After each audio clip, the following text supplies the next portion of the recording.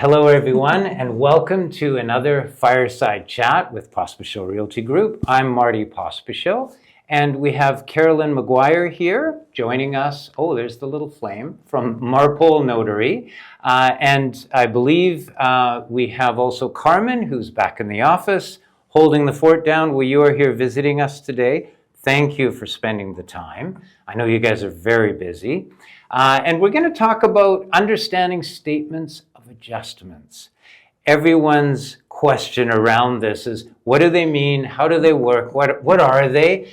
And I think that the approach today in our discussion really for you guys is to just get a more general idea of what the statements of adjustments are. And Carolynne's going to go through a little bit more detail as we jump into them. But I guess the first thing that I want to say, using my own terminology, is clients will come to me in a transaction and they'll say, okay, Marty, we're completing next month on the 15th. And my taxes are due on the 1st. Should I pay them? And what about our strata fees? Do I pay those because I'm going to be paying for the month and we're completing on the 15th, et cetera, et cetera. So all these questions come up. My standard answer, which I'm sure you'll appreciate, is don't worry about it. It will all be adjusted on the statement of adjustments. And I'm done with the question. And your notary or your lawyer will take care of those in that statement. So today we're here to talk about that. And what does that actually mean? How is that worked into your transaction? Because there's a fair amount of detail there. So I think probably one of the first questions would be, I'm purchasing a property and I'm going in to see my notary or lawyer for the conveyance signing. Who prepares that statement of adjustments? Is it my representative for conveyancing, or is it the other side on a purchase and sale? What would be the process? Well, typically the buyer's side prepares the statement of adjustments for both the buyer and for the seller. Mm-hmm. The seller's side will add a further document to that, being a direction or order to pay, that shows what happens to the money after their firm receives it. Got it. But from the buyer's side, you're going to see, starting with the price, mm-hmm. and eventually ending with how much money you still need to pay to complete the transaction. And a lot happens in between to get you there. Right. And thus the breakdown in the statement of adjustments. Okay. When people come into your office to go through this, it's usually for the very first time. Tell us what they can expect to see on that statement. And you've been so kind as to give me a slide, which I'm going to bring up. Well, this looks a little more complicated than it should, because all I really want to address is concept here. Every single firm will have their form of statement, mm-hmm. and the order in which they prefer to, list the things that need to be accounted for. So instead of showing an actual statement of adjustments, what I've got here is to divide the adjustments into ownership, transaction, and how it's paid for. The costs that you would have to pay to own the property, mm-hmm. anyway are part of what you have to pay at the time of completion. Whereas most people are focused only on their transaction costs. Right. What's that cost I have to pay to become the owner? And they forget about the costs of ownership. Right. And then there are only so many sources of funds, and we'll mm-hmm. get to that in a minute. But mm-hmm. that's what I wanted to talk about. And the way this is laid out is to show that the areas that are somewhat shaded are going to appear in reverse or mirrored on the statement of adjustments for the seller. Okay. And so that's why they call it adjustments, because you're basically not, there aren't checks going back and forth for every single entry. Right. The idea is to boil down to one amount of money that the buyer has to bring in. Okay. And for the seller, what amount of money will they eventually walk away And that's with. all they care about. And That's mostly. typically. And how did you get there? And how did you get there? So what you're saying is this is kind of set up now for a buyer. No. No? No. Okay. I want to be clear. This is not an example of a statement of adjustments. Got it. This is just a chart from the buyer's point of view. Right. To show the kinds of things that you can expect in terms of its category, but not necessarily its layout. And certainly there are no actual amounts being presented. And we can go through, if you want, some of the examples, but I just at this point wanted to explain why this chart is to demonstrate that for any given purchaser, they're going to have to factor in not only what they know their costs might be, that one-time upfront cost of something, but the ownership share that they are taking on, and that can depend sometimes on the timing of their transaction. Okay. So, for example, on my questions that the clients are asking me, we are paying our strata fees for the month. Where does that work into the adjustment? So it's obviously the strata fee, timing-dependent fee adjustment here, correct? Exactly. Yeah. So that means that somebody has paid, but we don't know, depending on the timing and depending on the management company and how they want to organize it, Right. which party paid the strata management company. Because sometimes near the beginning or end of the month, it's organized where maybe the buyer will pay it because they're going to be the lion's share going forward of the month. So the adjustment date might be on the 2nd of the month or something. So we might as well just let the buyer pay it. Right. But many times, if it's later in the month, it's been paid for already by the seller. And so they're entitled to reimbursement for the remaining portion of the month that the buyer is the owner. Depending on the adjustment date. That's right. So in your example where it's the middle of the month, the strata fee adjustment is going to show as a debit to the buyer. And the reverse then for the seller would be a credit. And that's because the seller is entitled to reimbursement for the remaining portion of the month. Right. Same as with property taxes. And that, again, is, as I say, timing dependent because the taxes in most jurisdictions are, for the most part, paid in the middle of the year to which they apply. Right. This fools a lot of people because they think they've paid in July, which means they think it carries them till the following July. But actually, property taxes are paid in the middle of the year to which they apply, which means half in arrears, half in advance. Right. Good point. And so if like around now, in the fall, you're going to see an adjustment that repays the seller for the remaining portion of the year. Makes sense. Because it's all been paid right till the end of December. Okay. Yeah, that is a common misconception. It's not an annual fee that revolves around, for example, July 1st. It's for that calendar year. That's right. Makes sense. Okay, excellent. And then, of course, on the source of funds, that's going to show the deposits that are being held in trust by the purchaser's brokerage. And then it's adjusted here with respect to the mortgage proceeds, etc. So when you're a buyer, your net amount that's owing, your bank draft, that I would bring in to see you would be calculated in that statement of adjustments, probably the very last item, typically. That's right. It's the result. The result of it all. And the reverse is true for the seller. The check that they're going to have left over after the sale is the very last item, typically. Well, as I mentioned a little bit earlier, the amount that's at the bottom of the statement for the seller is the amount that their firm will receive from the buyer's firm. Right.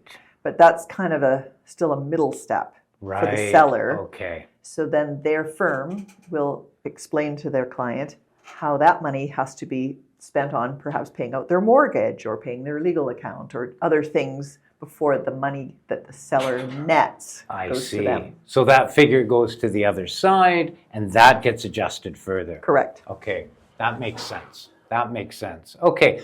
What are some things that a buyer or a seller, for that matter, coming into your office, going through the statement of adjustments, that they might not expect? Sort of a surprise for them. Oh, yeah, I guess so. And what can you mention that might prepare them for that day?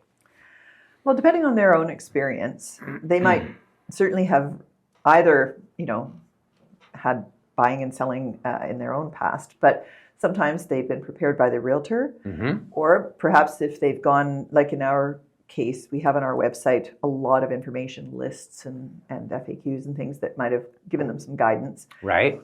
But if they're starting from scratch, what I would hope that they would look to is that their own firm, whichever firm they're with, is going to review that statement with them.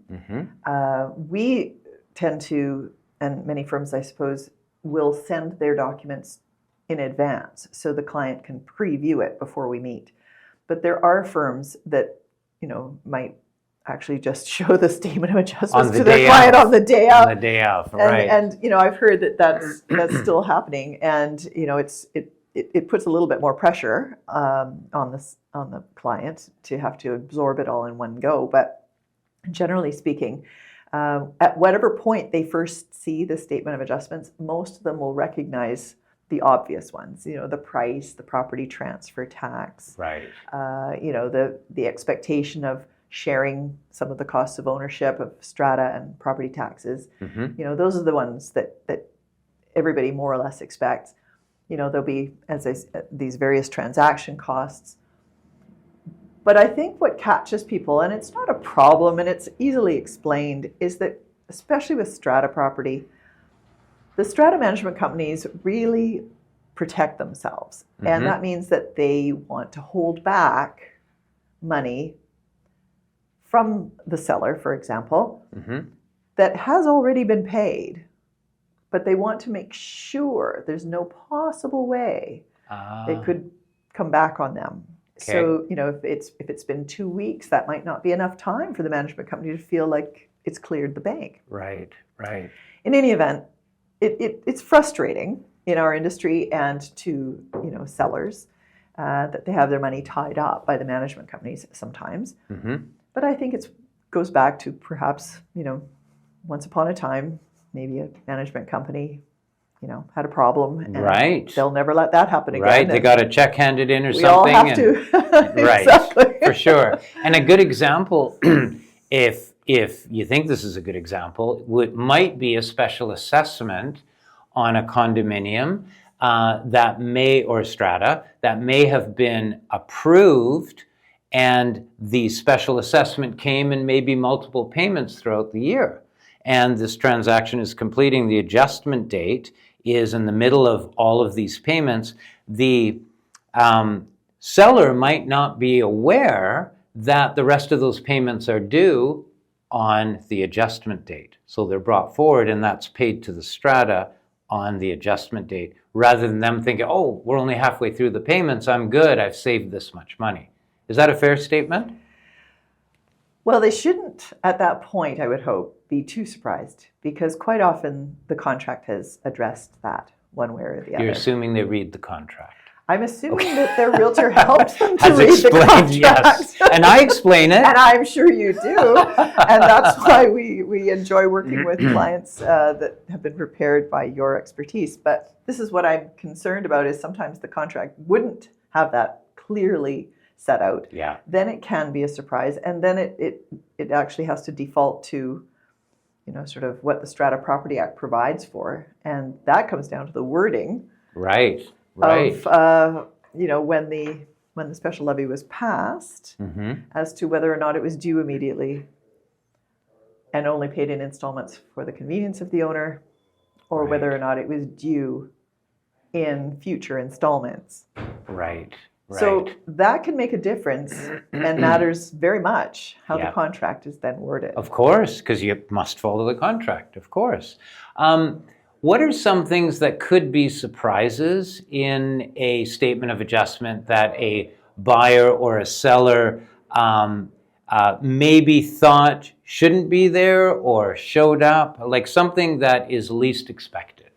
Any? I can't think of any, one, Okay. except to say that sometimes what's really important when the client is given the opportunity to look at their statements is not just to look at what there is, but what may be missing.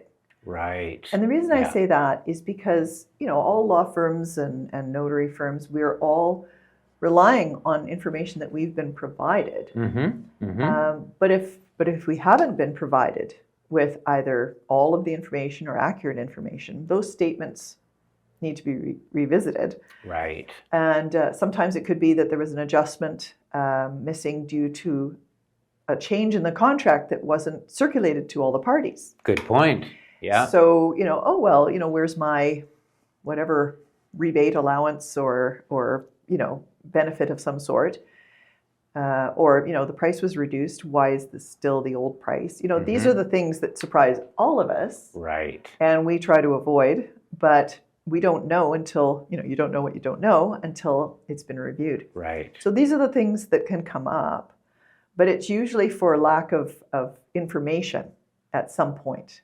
Or communication, right. Or communication. Right, and I can see that happening where an adjustment in price might have taken place or a date change, and the realtors or one of them may not have forwarded that to the office and not included in the conveyance package. I can see that happening. Hopefully not often, but I could see that. It doesn't happen happening. Often, no. Generally speaking, it's easy to go through a statement of adjustments and have people understand how we get to the bottom line. But it's not something they see every day. And it does help to be able to explain it, to someone. Yeah. But I think what can be frustrating in our industry is that naturally everybody is really curious to know what that bottom line number is. And it's typically the last document that we can finalize because it relies on information from so many other sources. Right. And so while I could help someone with an estimate, I can't give them their actual figures until we have, right to the penny, every single piece of information that is a factor. Right. And so that's where there's a bit of a push-pull because, the clients are anxious for that number. And we can't give it to them until you have all the information. Yes, of course. And you might be waiting for that. And that could be, sometimes we're waiting for the mortgage instructions. Right. Sometimes we're waiting for strata information. And the turnaround times have become quite tight for some people's transactions. And everybody has high expectations of, technology and instant, response time. Of course. But we still have to go through the information gathering process and verify it. Okay, I've got a question for you. A new question that's just popped into my mind. What happens if it's completion day, your clients are there, and the lender has not forwarded the mortgage instructions yet? The clients would not be in my office if they hadn't sent the mortgage instructions. So you would typically get that the day before, 2 days before? We would want to have it as soon as possible, but certainly days before our client would sign because we have the work to do to prepare what they sign. Okay, so you're going to light a fire a few days before if you don't have it yet. So, and that's one of the things that our industry does very well, and unfortunately, it's put upon us to do a lot of follow-up. Right. We are the end result of a chain of many professionals who are all doing their bit. But ultimately, if it's going to boil down to that one number that everybody wants to know, we have to have all the rest of the pieces to that puzzle. Right. And so we are following up with whether it's realtors or mortgage professionals, the clients themselves, various tax authorities, and just all the things that factor into that bottom line amount. Yeah. We need to have it all. And I guarantee you, all the clients, when they come into your office, they go right to that bottom line first. Well, the good news is, I'd say, in our office is that we've emailed that information to them ahead of time. That was my next question. Is it pretty well standard practice that a client's notary, lawyer will send that ahead of time, or are some still doing it the day of, where they're coming in? Well, some are still doing it the day of. I mean, I can't know the inner workings of every Of course. practice, but yeah. I hear that from clients who say, well, the last notary or lawyer I was, with, didn't do this, and I really appreciate your having done it. Right. So that's the only way I know that maybe not everybody's doing it. Got it. But we do give people the option to receive by email, but we also have, a secure portal that we can, upload the information to. So we ask our clients very specifically at the opening of a file, what is your preferred means of electronic communication? Because some people will take convenience over security and others prefer security over convenience. Right. But in any event, we will make sure that they have all the information ahead of time to avoid any last-minute surprises. Makes total sense. Yeah. Oh, managing expectations is a big part of the job. Yes. And we do everything possible to engage the client in the process for that reason. Yeah, and you guys are great communicators, and it's so important that that information is available beforehand to prevent any miscommunication or last-minute emergencies. So. Well, it goes both ways. We don't want any surprises either, from a client who shares at the last minute something that was important. So, we do encourage that kind of transparency. Excellent. Thank you, Carolynne. It's excellent information, and it's a very complex subject, and it changes from transaction to transaction. So I know the information that you've gone through was a great overview for us, and there is something that I know from my business. People say, well, typically, what can you expect to pay for a property that's listed at this? I get that question a lot. If it's listed at $1 million, can we get it for $990,000? And I say, well, that depends. It depends on the transaction, what you're buying, the motivation of the sellers, where it's listed. Maybe it's high, maybe it's low. But I'm using that as an example because every transaction is going to have different factors in it that will be reflected in that statement of adjustments. Exactly. And there's no two that are the same, I'm assuming, in your... Well, certainly no two transactions that are the same. Right. But, there are some statements of adjustments that will appear very similar except for their numbers. There are some very standardized expectations. But, yes, they have to reflect what the contract says, what the property's, requirements are, and what the client's needs are. Fantastic. Great. Well, thanks for coming in today, you're very welcome, sharing Marty. the information. Thanks for having me. Carolynne Maguire, thank you all for tuning in and watching, and join us on our next episode.